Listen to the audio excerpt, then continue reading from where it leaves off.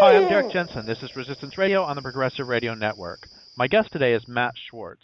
He's Executive Director of the South Florida Wildlands Association, an organization founded to protect habitat, wilderness, and biodiversity in the Greater Everglades. Over the years, he's been involved in numerous battles over management of public lands, energy projects, habitat development, and Everglades restoration. So thank you so much, A, for your work, and thank you for being on the program. Thank you for having me, Derek. So tell people who listen to this program love the natural world. They want to protect the natural world, but they may not know much about either the Everglades or the specific threats to the Everglades or the specific threats to wildlife habitat in Florida. So can you give us an introduction to that?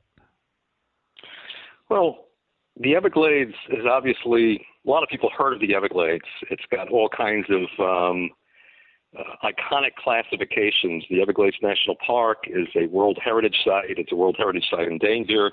It's a wetland of international importance.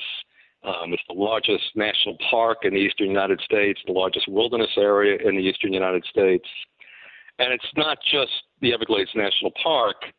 It's maybe a dozen major public lands that are down here that people think about when they think about the Everglades. It includes the Big Cypress Swamp, protected by the Big Cypress National Preserve, places like the Fakahatchee Preserve State Park. Some people refer to that as the Amazon of North America because the incredible amount of biodiversity in that place, the Picayune State Forest, Audubon's Corkscrew Swamp, Biscayne National Park, the Coral Reefs, the 10,000 Islands National Wildlife Refuge.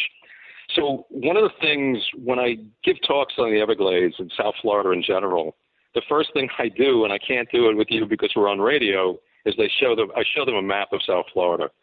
And even though the South Florida metropolitan area, and by that I mean Miami-Dade, Broward County, which people think of as Fort Lauderdale, Palm Beach County, I think it's the largest metropolitan area in the southeast United States. It's about 6 million people, and growing, by the way. It's a 20-mile wide strip that runs from Palm Beach down to about Homestead. And when you go west of that strip, you really are in the largest undeveloped piece of land in the eastern United States. If you look at a dark sky map of the United States, which basically shows the continent lit up at night where the lights are, you'll see this big black splotch over South Florida. Not on the East Coast, not so much on the West Coast anymore because that's where people are moving in, but in the center. And that's where the Everglades and the Big Cypress region is. So it's a gigantic flatland. It's pretty much flat. The Everglades technically begins south of Orlando. Many people have been to Orlando, don't realize that the Everglades begins in a place called the Kissimmee Chain of Lakes and kind of drains down into Lake Okeechobee, one of the largest freshwater lakes solely in a single state in the United States. And Lake Okeechobee is a big, shallow puddle. And historically, the lake would fill up in the rainy season. We're in the rainy season right now. And a wall, or we called it the River of Grass, would flow out over the south shore of Lake Okeechobee, 50 miles, 60 miles wide, all the way down to Florida Bay, and some of it into Biscayne Bay, forming some of the richest estuaries in the country. West of the Everglades proper is the Big Cypress region, not named Big Cypress because the cypress is so big. Actually, all the big cypress, the big trees have been logged out, but because of the expanse of it. And it's we also call it the Western Everglades. But both areas are extremely shallow. They're bordered on either side by a coastal ridge, and this tremendous wetland just flows in that area. I don't want to take too much time with the geography. I mean, I could really spend a long time, and it's kind of hard to do it without pictures. But if you picture a spoon, a big spoon with little ridges on either side, and inside that spoon, that's the Everglades. A little bit higher up to the western side is the Big Cypress, and that's the Everglades. And then you got the estuaries to the south and to the east. And tell me a little. Go ahead. And tell me a little bit. Sure. I'm sorry. Go ahead. No. Go ahead, Derek. So tell me a little bit about the wildlife and the fecundity, especially pre-contact. I've heard some absolutely extraordinary things about especially bird life and fish life in southern Florida from a long time ago. So can you tell me a little bit about what it used to be? Yeah, that's an interesting point of view, and we only have a few references to it. Some of the Spanish explorers and some of the, Ponce de Leon, actually 1513 is officially the date of first contact, when Ponce de Leon was supposedly seeking out the Fountain of Youth in Florida. On his second trip to Florida, what he actually found was the poison arrow from one of the Calusa Indians that lived on the west coast of Florida, and he took him to Cuba where he died, so he hardly achieved his goal of finding the Fountain of Youth. But early explorers described a land just overflowing with wildlife, deer, panther, black bear, birds with black in the sky. That's how it was described in various chronicles. And tremendous plant life as well, orchids, ferns, bromeliads, all kinds of palm trees, hammocks, cypress, related to redwoods, by the way. So you had this incredibly rich, biodiverse ecosystem, which is not that old, because the Everglades really isn't that old. Back during the last ice age, let's go back 10,000 years, when a lot of the fresh water was up in the glaciers, Florida, the sea level was about 200 feet lower, and Florida was kind of a high, cool plateau. And it was only about 5,000 years ago, 5,000 years, that's not very old, that Florida took its present shape and it became this warm, tropical, subtropical wetland that it is today. And it's all built on limestone, because throughout most of Florida's history, when it originally, they know from the basement rocks that it was once connected to Northwest Africa. And as the Atlantic Ocean widened out, when the continent of Pangaea split up, and Florida went with North America, throughout most of its history, it was a shallow sea. It was the bottom of a shallow sea. So it's all limestone, thousands of feet down, limestone, which is really just the fossilized remains of corals, and mostly corals, but other marine creatures. It's all fish meal. So you've got this limestone platform, not all that old, and yet you've got this tremendous biodiversity. And I would think there's few states in the country that actually have the biodiversity of South Florida. Dozens and dozens of listed species, endangered, threatened, state-listed species, and unfortunately, they're almost all threatened. We also have coral reefs here, we have mangroves. This is not something you see in other parts of the United States. So, the answer to the question is yes, it's tremendous area, and you really have to spend some time on the internet, or better yet, walking through the swamps and looking at some of the stuff that's out here. If you go out, sometimes I go out with folks from the Native Plant Society. I have one friend in particular who used to be a director of the Miami group, and it's hard to walk 1,000 feet with him for all the different plants he's pointing out to me in the big cypress, and then testing me to see if I remember the names, which I often don't. So what are some of the threats or problems faced by the larger Everglades, Big Cypress area? Okay, well, there's a number of things we can touch on, but the first thing I'd like to talk about are the public lands, because that's what got me involved in this area to begin with. I'm a New Yorker. I didn't come down here to do this work. I actually came down here to do business, and I was very proud of that, but I did find something that I was a little bit better at, and that's being an environmental activist with the Everglades. But I first just started hiking out in the Big Cypress. I started going by myself, started going with friends, taking people out there. I was just astounded by it. Once I got over the fact I'm going to be dry, once I realized that hiking in South Florida was not going to be like hiking in New England or Alaska or Colorado, where you don't want to get wet because it could be cold. You can get cold at night and bad things can happen to you. Here, you walk through water and nothing happens. It cools you off. So once I got over that idea that you don't need to be dry to hike, suddenly the whole of South Florida was open to me. And I started hiking, doing swamp walks in the Big Cypress, taking people out. And initially, that was my environmental work, was taking people out on the weekends to places like the Big Cypress National Preserve for swamp walks. as I got more involved with it, I realized that management issues in these tremendous public lands, and these are lands owned by the federal government, so it doesn't matter where people are listening to this program, this is part of your natural heritage. Big Cypress National Preserve is 720,000 acres. Everglades National Park is 1.5 million acres. They're contiguous. Put them together, that's 2.2 million acres. Biscayne National Park is right there. That's another 160,000 acres. The Loxahatchee. All these public lands are connected. And when you look at a public land map of South Florida, it's really one big green splotch with a 20-mile wide strip on the East Coast and a strip on the West Coast. Everything else is owned by the federal government or the state. But how these lands are managed makes a big difference. In Big Cypress, there's a history of off-road vehicle use, which you can imagine running off-road vehicles in a wetland can do a tremendous amount of damage. In Everglades National Park, the estuary at the bottom of Florida is called Florida Bay, and tremendous amount of damage has been done by motorboats because it's a very shallow bay. It could be 1-2 feet deep in places, and they've been basically rototilled. The seagrass beds have been rototilled by power boats. Biscayne Bay has similar problems, also overfishing. Biscayne Bay is right near Miami, and many, many people fish, both commercial and recreational fishing, with hardly an idea that they're in a federal piece of land that's actually a national park, and it's supposed to have a high level of protection.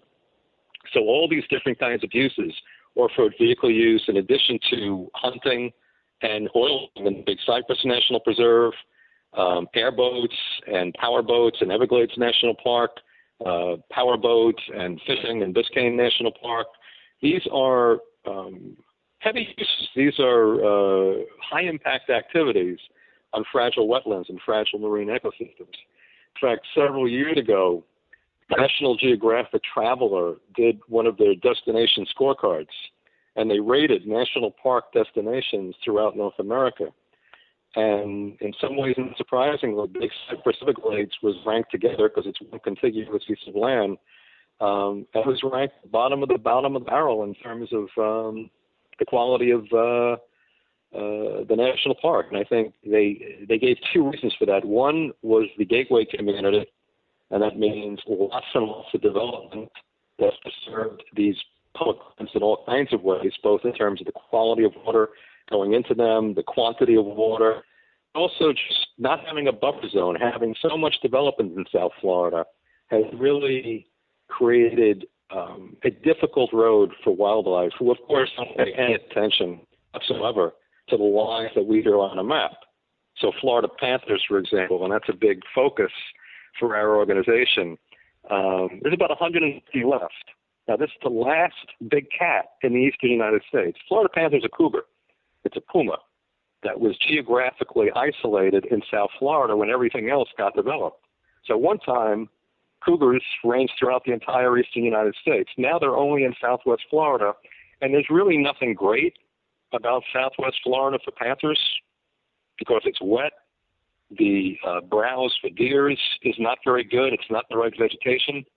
But panthers are here because until recently, it was the last large roadless area that an animal that has a tremendous range needs to survive.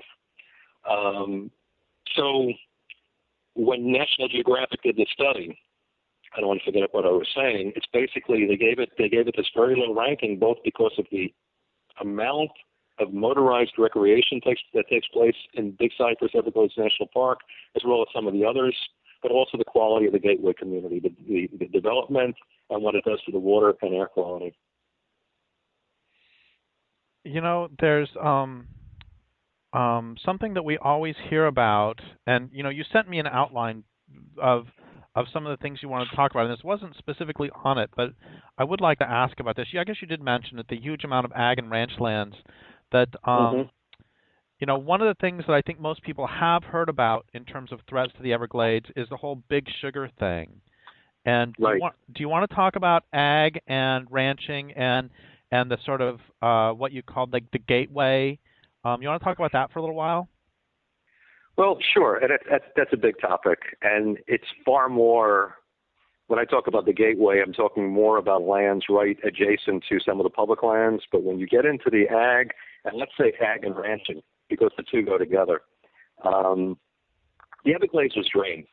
The Everglades was drained. It was drained for flood control. There was some devastating hurricanes that happened down here in the 20s, another one in the 40s. And basically, the Army Corps of Engineers, for whom flood control is a major mission, basically drained the Everglades. I mean, drainage of the Everglades goes back to the 19th century. In fact, if you look at the historic documents, it's very hard to find anybody going back that far that thought that the drainage of the Everglades was not a good thing. Reclamation of worthless lands fit only for Indians, mosquitoes, and alligators. Those are the kind of statements that were made. The governor of Florida, Napoleon Bonaparte Broward, ran in the 19th century under basically his platform was draining the Everglades. In 1850, that was a very important act that was passed at that time. It was called the Wildlands Act, which turned over to the new state of Florida 20 million acres of wetlands for the purpose of reclamation, or what they meant was development and drainage. So it has a long history here in South Florida. The idea that the Everglades as a wetland, as a swamp, was simply worthless, and the only way to put it to good use was to drain it. The drainage began with Van Diston from the Diston Store Company, who actually managed to buy, I think it was 4 million acres of the Everglades for $1 million, 25 cents an acre, and started to drain it, started building the first canals in the 19th century. That process just kept going. Eventually, the Army Corps of Engineers undertook what was called the Central and Southern Florida Flood Control Project, which put in, I'm not sure the exact length of the canals, but almost creating a Venice out of South Florida. And the main canals go from Lake Okeechobee. Remember I said earlier that the water drains from the north, from central Florida, into Lake Okeechobee, and then out into the ocean. Instead of going down into the Everglades like it used to, that water is now taken out the tide. And it's not just Big Sugar. A lot of people think, the problem with the Everglades is Big Sugar. Big Sugar is a problem. It's about 700,000 acres south of Lake Okeechobee. But west of Lake Okeechobee, along what's called the Caloosahatchee River, another 450,000 acres, and it's mostly citrus and cattle, mostly citrus in that area. And citrus is a crop that requires a lot of fertilizer, a lot of pesticides. To the east, St. Lucie County, you've also got a lot of citrus. To the north, between Lake Okeechobee and Orlando, a very big undeveloped area, about 2 million acres of cattle ranches. So Lake Okeechobee, going from this repository of fresh water that drained almost half the state, is now being drained, or now is now being filled with runoff from cattle ranches. When the water comes out of the lake, it no longer goes south. In fact, the entire lake is diked. That was one of the things that was put in the Central and Southern Florida Flood Control Project. The water can't move out of the lake. It's a complete dike. It's an above-ground swimming pool. That's what it looks like. And when the lake fills up, rather than sending it south into the sugar fields, which would flood the sugar fields, they send it to the east and west, the Caloosahatchee River to the west, to the St. Lucie Canal to the east. It's tremendous, tremendous flood of water. During heavy rains, that's where the water's going right now. And it's loaded with agricultural runoff from the cattle, from the citrus. It goes out to the St. Lucie. Last year, we had heavy rains. We had tremendous algae outbreaks in the estuaries, the Indian River Lagoon on the East Coast. The same thing happened on the West Coast. So the Everglades, which was at one time the repository or the recipient of all this beautiful fresh water, and places like Biscayne Bay, the flow of water through the Everglades, and a lot of it was underground through that porous limestone, was so great that sailors were able to actually lower buckets into parts of Biscayne Bay and pull up fresh water. That was the kind of outflow, the head pressure that the Everglades developed. Down to a trickle, much of the water was diverted to tide to drain these lands for all its agriculture and ranching. And the sugar is the first, when the water finally does leave the lake, it's passing through the sugar fields before it gets into the public lands that I mentioned, places like Everglades National Park and what's called the water conservation areas north of that. So it's a very fragmented system compared to what it used to be. It's a highly degraded system because we no longer have the flow, and the water that does come in through the canals is loaded with agricultural runoff. And that's one of the problems where there's always tremendous controversy over what is the best way to restore the Everglades. And unfortunately, people keep hearing about Everglades restoration, and in theory, it's one of the biggest projects, restoration projects ever undertaken. Progress has been incredibly slow, incredibly slow. I'd say the two big controversies right now, or the one main controversy with two sides to it, is how do we get the quality of the water right? How do we get the quantity of the water right? And the Army Corps, South Florida Water Management District, are they're leaning towards these massive impoundments where water is basically put away into these big above-ground impoundments.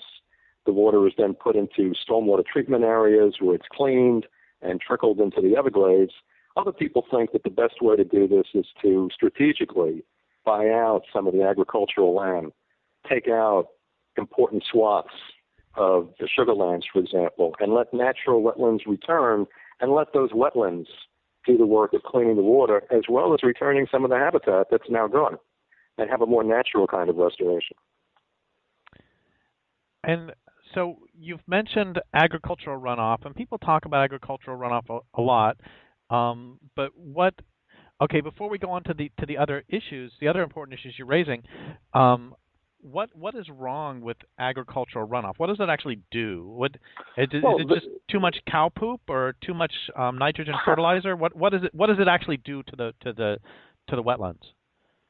Yeah, cow poop is one big problem. Fertilizer is another big problem. Nitrogen and phosphorus are the two elements that are usually mentioned the most. But what they do is create a completely unnatural water quality in a system that was always low nutrients. So in other words, the sawgrass, everybody thinks of the Everglades, they think of plains of sawgrass. Well, the sawgrass does not do well with nutrients at all, whereas cattails do. So a lot of the Everglades have been taken over by cattails, which is not the native plant of the Everglades. You also have the tree islands. The tree islands are these, we call them hammocks or tree islands, live oak, sable palm, not Melaleuca, but some of the other mahogany trees and various tropical hardwoods that were part of these hammocks was where the terrestrial animals were able to create a life. And through the drainage, through the unnatural retention of water in these water conservation areas, the lack of flow is pretty much gone from the system right now. The tree islands have disappeared in many areas. And the tree islands are what supported the panthers, the possums, black bears, otters. I mean, we had a whole lot of terrestrial wildlife that was able to use these parts of the Everglades which are gone. Not as possibly, but much of it has disappeared, and a lot of it is disappearing. The drainage of the Everglades created unnaturally high soil, which allowed fires, there was always fires in the Everglades. But as long as that underlying soil was moist, it never really got going. And now we have fires that can wipe out the tree islands. Or the tree islands get flooded by unnaturally high levels of water. But it's the nitrogen, the phosphorus, leads to the wrong kinds of plants growing in the Everglades. We also have tremendous problem with invasive plant species. I was just out at a place called the Waxahachie National Wildlife Refuge a few weeks ago because they opened up an alligator hunt there for the first time in their history. And that was disappointing because it's a well-known wildlife viewing area, specifically to view alligators. But the amount of invasives in the Waxahachie was just tremendous. In fact, walking out on the levee for a few miles, you saw almost nothing that was native. You see these big fans of Melaleuca. We have this Lagodium, an old world climbing vine, which has covered tree islands, literally covered it on a 3-foot dense mat. And underneath that mat, that's where the tree islands are. Brazilian pepper. All these plants were brought in to the Everglades for one reason or another, and they've gone wild. So that's another problem in addition to the agricultural runoff. The agricultural runoff is bad in all kinds of ways, not only to the Everglades proper, but also you were talking about the runoff as problems not only for the actual Everglades, but, and then that's the last thing I heard. Right. So the runoff is a problem. It's kind of hard to cover the whole ecosystem, in a short conversation. But offshore, you've got coral reefs, you've got seagrass beds, and these are incredibly important biodiverse parts of the South Florida ecosystem. Runoff is bad for all of it. Runoff is bad for the coral reef because it covers the corals with a silt. It brings in microorganisms that the coral reefs are particularly susceptible to. The seagrass beds also require lots of light and clean water. And seagrass beds are literally, it's grass growing, submerged in the estuaries, and that's where all the young fish are. It's habitat. It's a place for predators to hang out, marine predators to hang out, and the runoff does find its way through that canal system we talked about that was originally put in place to drain the Everglades. That's where the runoff goes ultimately. Sometimes people talk about, well, the Everglades is our water supply, and that's true. The Biscayne Aquifer, which is a surficial aquifer, when you're out in the Everglades and you see water on the surface, that is, in fact, the drinking water. But we, as human beings, have the ability to do something that the ecosystem doesn't. We have these massive water filtration plants. So every municipality in South Florida, as they take their water up through well fields, is able to filter the water. And they can filter it to whatever extent is necessary. So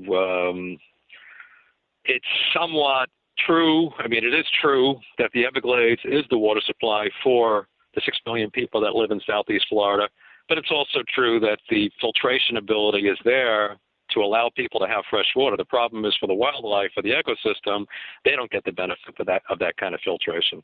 I mean, we're talking about a massive amount of water, and it's the natural water, and unfortunately it's loaded with the runoff and pesticides.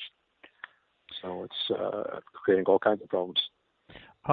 So I would like to talk about energy and the Everglades, but before I do that, I want to say one thing about runoff or about nutrients that really brought home the agricultural runoff problem on a very personal level, which is I live in a coastal rainforest in Northern California, and there's a lot of bears here. There's also a lot of moss. And moss likes low nutrients and can't stand high nutrients. And bears oftentimes when they will pee as they walk. And so you can see a trail of pee on the dirt. And if they're walking through moss when they pee, you can then see a few weeks later a trail of dead moss that follows their pee line. And it's because it was acidic, and that's all it takes is one time peeing right on moss to kill it. So I think about that in terms of the very specific nutrient requirements and soil requirements of various plants. It's just been a great example for me in what I see every day. That is a good example. That is a good example. It's really unfortunate. I got to tell you, when I drive around South Florida, including the Everglades, including those ranch lands north of the lake, it's just amazing to me how much of it. I'm not talking about suburban or urban development. I'm talking about kind of rural development.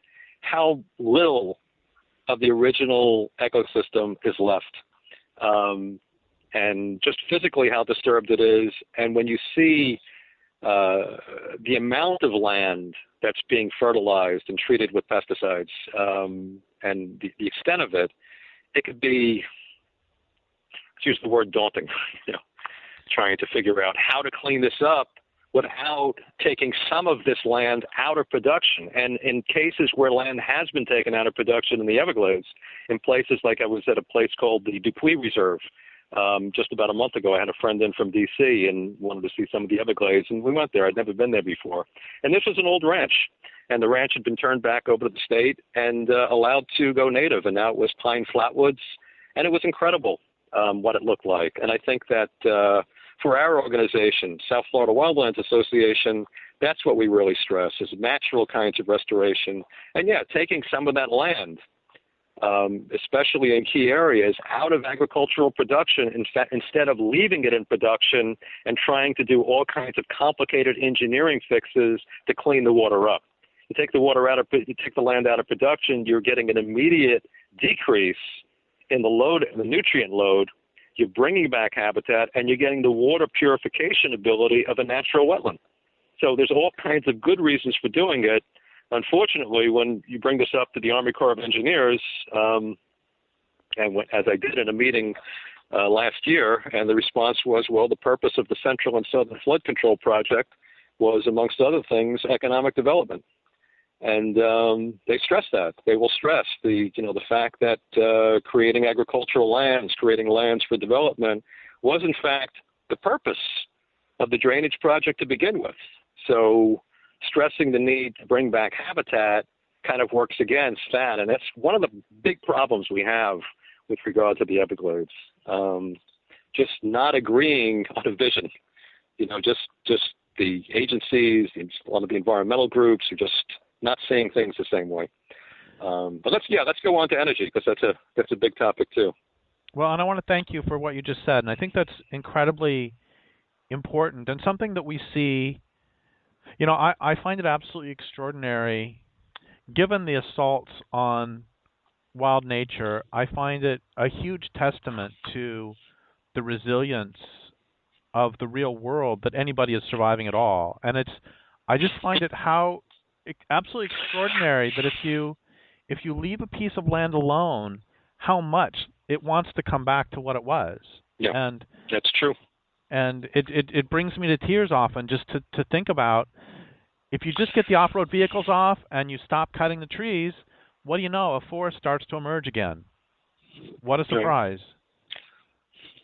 And they found that over and over again. In my native New York with the Hudson River, when they stopped dumping the chemicals into the Hudson River, it was amazing. And it shocked scientists how fast the Hudson River ecosystem recovered. It's still a hurting ecosystem, but it did clean out fast. I mean, the Hudson is washed by tides twice a day. The tides go all the way up from New York Bay all the way up into Albany. And that combination did its work. And we could do the same thing, we could do the same thing in the Everglades, but yeah, it has to start with the vision. It has to start with the vision. I'm always thinking about, have you ever read about the wolf-free introduction into Yellowstone National Park? Familiar with that? Yeah, that project? And yeah, I'm very familiar with that. Because I think of that often. I mean, here was a top predator that was removed, physically removed. I mean, there was a certain point where the National Park Service had made a decision that the predators were going to go because they were interfering with the tourists' ability to see the elk and things like that. And they basically did predator removal. And the reintroduction of wolves into Yellowstone National Park had this incredible cascade effect. Suddenly, the elks were in better shape because they had a predator, their natural predator, that they had to become aware of, but they were moving away from the rivers. The willows came back. The beavers came back because the young willows were there that the elks had been eating. And because the beavers were there, they started creating dams. And the dams were good for the fish. So you had this tremendous restoration just from putting one species back into the system. And I think that people did these kinds of things. Like I said, in the Everglades, it's amazing how the historical record shows almost nobody saying, wait a minute, maybe drainage of this ecosystem isn't such a good idea.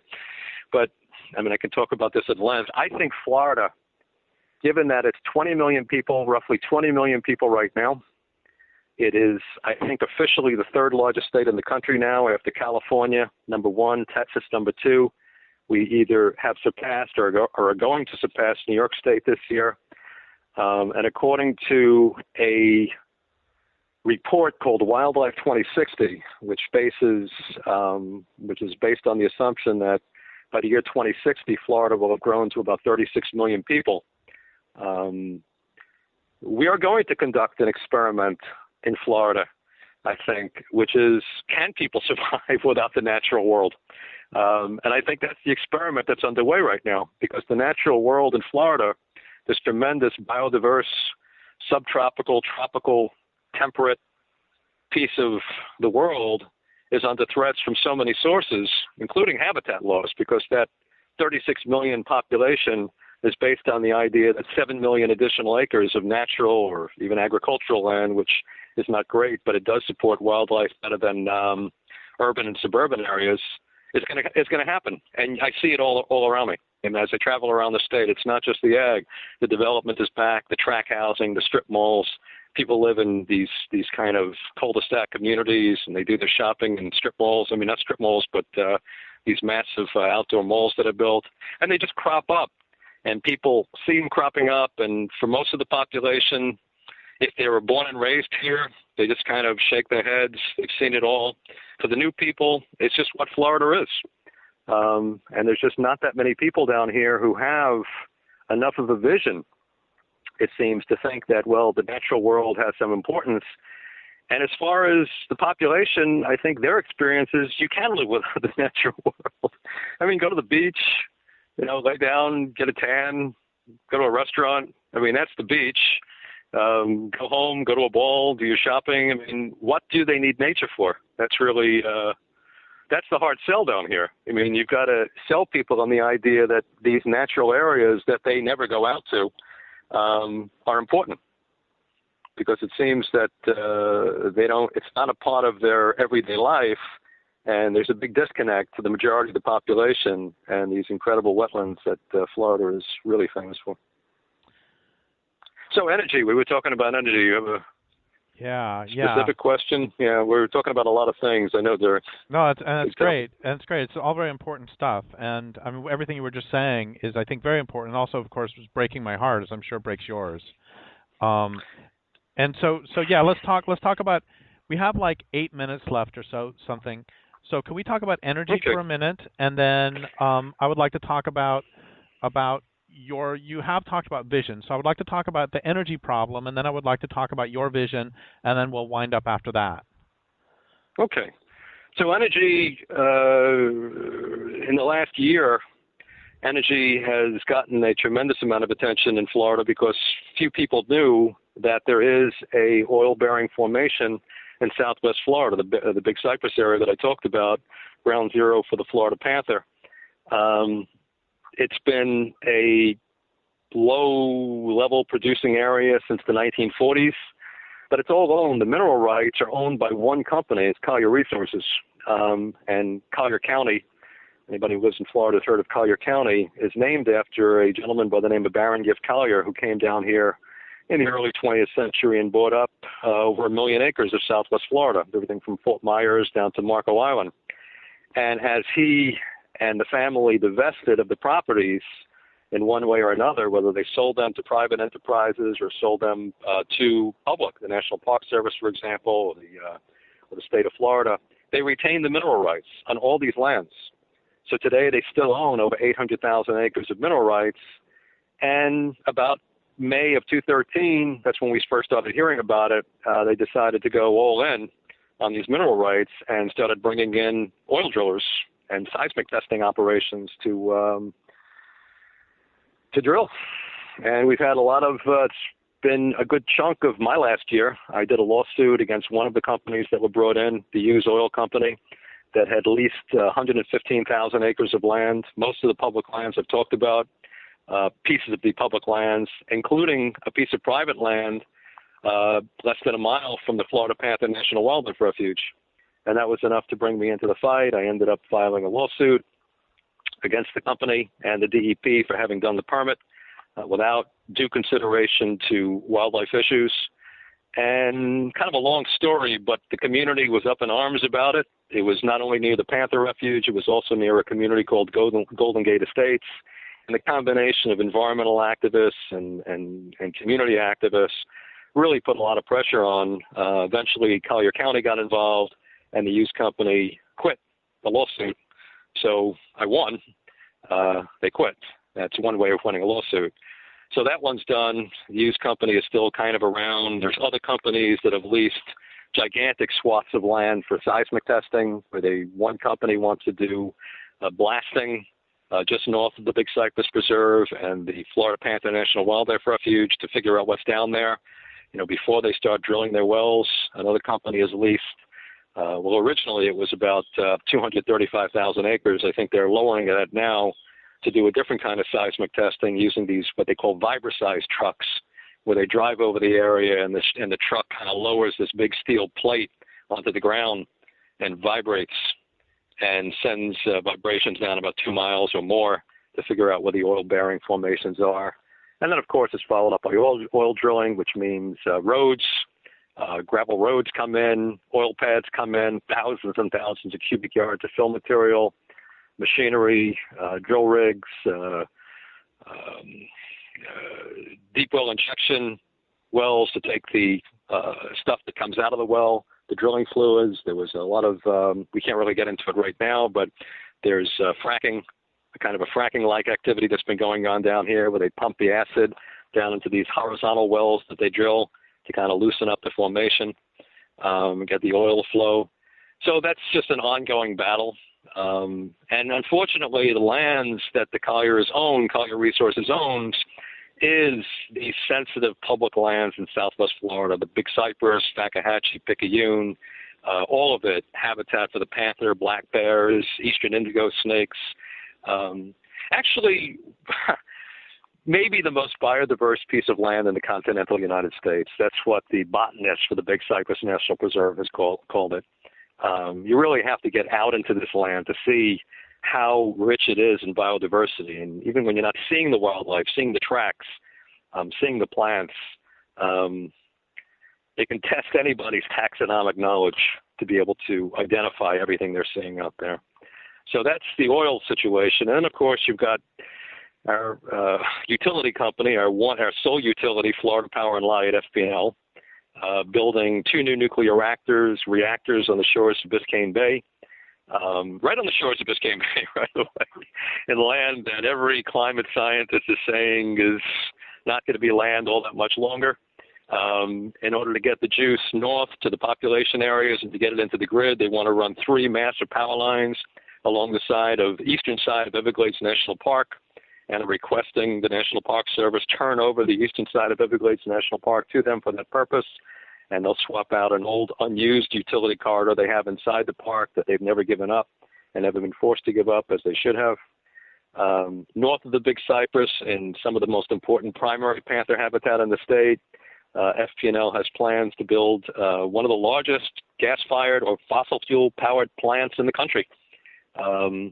3 units, I think 1,250 megawatts each.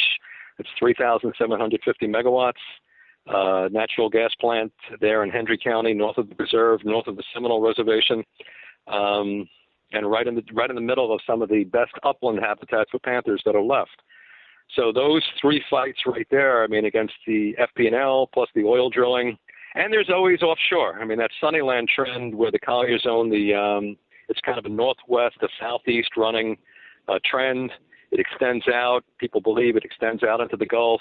And there's always a push to open up Florida's state waters as well as federal waters beyond the state limit to offshore drilling.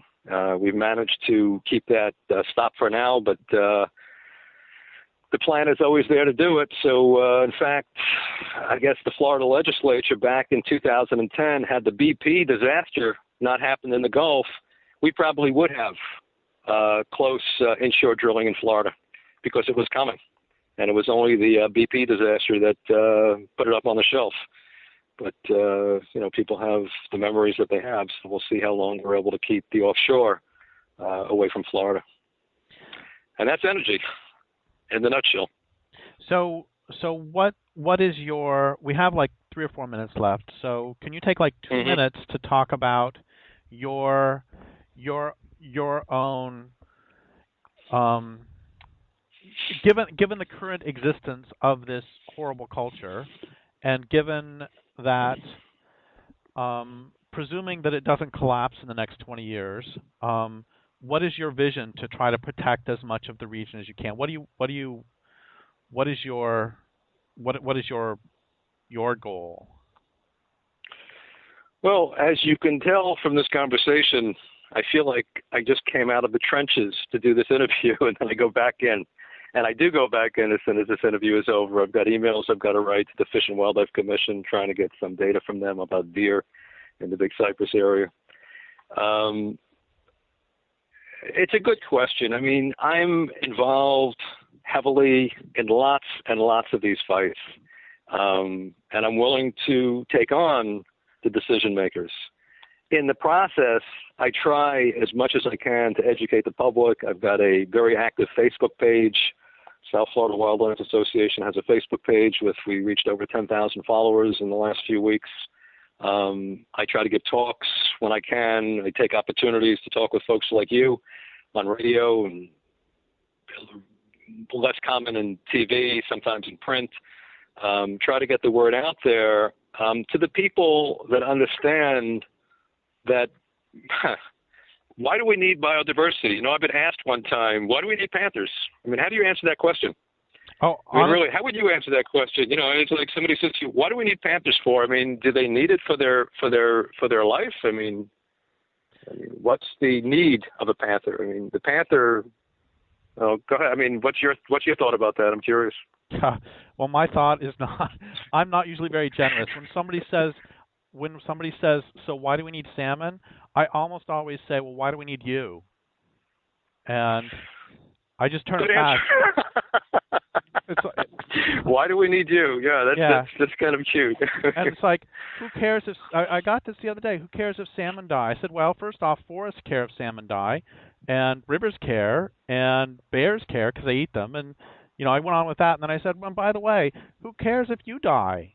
And because I just hate that notion of people saying, you know, who cares if Florida panthers survive, or why do we need them? It's like, frankly, the Everglades need Florida panthers more than they need human beings, and or especially they need it. Here's the real point: is they need the Everglades need Florida panthers more than they need human beings who don't need Florida panthers. That's the real point. And that's yeah. So anyway, what I would like to do to end here is to ask what people who hear this interview can do to support you in your work and to support the Everglades if they are A, in your region, or B, if they are not in your region. What can people do to help this struggle? Well, I hate to say this, but money always helps. The lawsuit I talked about against the Dan Hughes Company, the oil well next to the Florida Panther National Wildlife Refuge, I didn't have the funds for a lawyer. I did it myself. I was pro se. So I represented myself in court, and that was not easy. Money is always helpful for legal battles, and unfortunately, that's how we have to do a lot of this. We also need it for the travel, for the research that we do, hiring people to do some of that research, because you really have to make your claims based on science and not opinion. So science is a big part of what we do, as well as law. So money is always helpful. Coming onto our Facebook page, I mean, I've discovered that Facebook is a great community for people to participate, learn about what's going on, share their opinions. We're trying to develop a website. I have a basic website. It needs a lot more work. And if they're in the area, a donor did provide enough funds to pay for insurance, which will allow me to do an outings program this year as the weather cools off and come out on some of these outings. I mean, get to know some of the wild areas in South Florida and understand the difference between a wild area and a golf course or a county park or a shopping mall. See what's here. I mean, every time I've done that, taking people out to these natural areas, it's something you can't really put in words. In a place, in a wilderness area where nature, the natural world predominates, I think that's a great way to understand why we need panthers, why we need crested caracaras, why we need all the things that what people call the real Florida, why we still need the real Florida, and what a huge loss for the planet it would be, and it will be, if we keep going down the road we're going. That's what I said earlier. I said it's kind of an experiment. Can people live without not just panthers, but virtually all of nature? Because that's the direction we're headed here. With 36 million people in the state sprawled out, over virtually all the natural lands and creating little islands out of the remaining public lands, it's pretty hard to imagine wildlife doing very well in that new world we're creating. So to me, that's a nightmare. That should be avoided at all costs. And yet what I see is our decision makers not running away from it, but kind of embracing it and trying to figure out, well, where's the development going to go? And there's so many development projects down here. We didn't even mention them. I mean, the expansion of the Port of Miami, expansion of Port Everglades, new railroads being built, but many, many new highways planned, crisscrossing, networking the entire state, expansion of Fort Lauderdale Airport going on right now everywhere, Port Canaveral. So there's development going on again everywhere in Florida, and it's all built around people are coming, we have to be ready for them. And not only does that destroy the natural ecosystem, but what kind of quality of life do people have here? I read an article yesterday that Lee County, Fort Myers area, I forgot the number of pedestrian and bicycle fatalities, but Florida is number one by far in the country for people getting killed by bikes and people being killed walking or on bicycles in Florida. There's too many roads. The roads are too big. There's just no place for anything but cars and highways. And we're creating, I can't help it. I mean, I feel like we're turning Florida into this one gigantic strip mall. And people who live down here, people that know that these lands are part of our natural heritage and national heritage, a lot of them are federally owned, should, take advantage when they hear about a story, write Obama, write the director of the National Park Service, write Sally Jewell in the Department of Interior. And I think that when people really and demonstrate when there's opportunities to do that as well. Just come out, make your voice heard that wildlife, nature are important. And I've had a lot, and we didn't really talk about it, but I've stopped a lot of projects. I have stopped a lot of projects or been part of efforts to stop a lot of these development projects. And every single one of them had the same formulas that people came out, they made noise, in addition to the legal stuff. The legal stuff is good, but nothing is more important than large numbers of people coming out in one way or another, whether it's online or coming out to a demonstration or anything like that, and making some noise and letting decision makers know that know what they want. Be heard. That's important. Well, thank you so much. Thank you so much for coming out of the trenches to speak with me and with the listeners today. And before we go, I want to make a plea here. If there's somebody listening who is an attorney in Florida who would like to do some good work for the Everglades, I think we might have an opportunity for you. Anyway, so thank listeners for listening. My guest today has been Matt Schwartz. This is Derrick Jensen from Resistance Radio on the Progressive Radio Network.